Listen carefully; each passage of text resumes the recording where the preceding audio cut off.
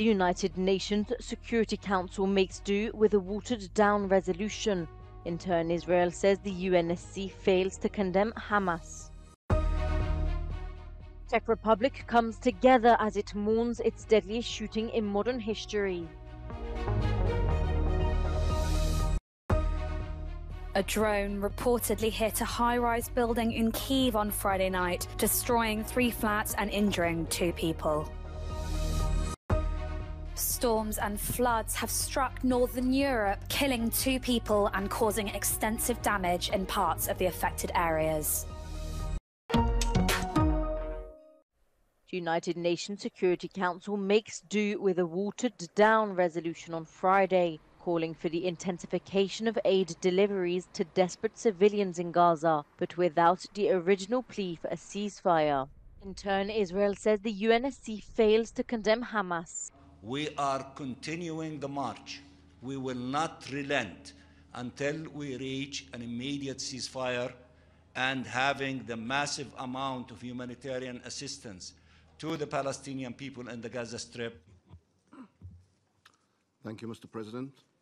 77 days ago, Hamas intentionally murdered, raped, and mutilated 1,300 Israelis and took 250 hostages. And this Council still has yet to issue a single statement condemning Hamas and their atrocities. The Israeli military released footage taken by a military-trained dog of a network of underground tunnels beneath the area of Isa in Gaza City. They say they were used by Hamas militants as a command and control center and has since been destroyed by troops. Czech Republic mourns its deadliest shooting in modern history. The rampage in Prague took 14 lives. The shooter himself committed suicide. Many Czech cities joined Prague in organizing vigils and memorial services. Psychologists say they aren't sure how society is going to react. A to víte, že ze začátku budeme žít v určité nedůvěře. Já jsem zvědav, co se bude dít potom. Může to u nás zesílit ostražitost vůči čemukoliv cizímu, nepochopitelnému, anebo naopak to může zvýšit naši empatii vůči lidem, kterým se dějí obtížné věci. Ale ano, v prvé chvíli si myslím, že je zřejmé, že přijde značné znejštění. Police believe that the Prague shooter could also be responsible for a double murder that happened in a Klanovice forest near Prague, where on December 15th a man and his baby daughter were found killed.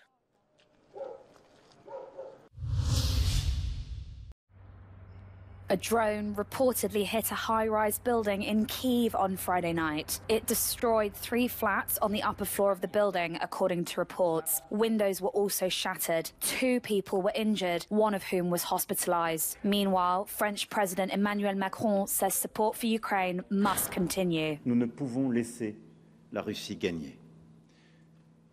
Quel serait le lendemain pour nous, Européens?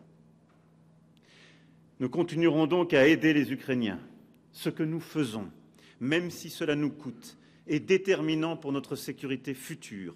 Despite the war, a survey conducted by RBC Ukraine suggested 60% of Ukrainians would celebrate Christmas on the 25th of December this year, in line with much of Western Europe. Before the invasion, only 18% celebrated Christmas on that day. A quarter of respondents will celebrate Christmas twice, once on the 25th and then on the 7th of January. A storm brought heavy rain and strong winds across northern Europe overnight and into Friday, bringing down trees and prompting warnings of flooding on the North Sea coast. 2 women were killed by falling trees, one in Belgium and the other in the Netherlands. Travel has also been disrupted just before Christmas. In Norway, flight and ferry departures have been cancelled. Pre-Christmas rail travellers in parts of Germany faced cancellations, delays and diversions. Routes affected included those from Hamburg and Hanover to Frankfurt and Munich.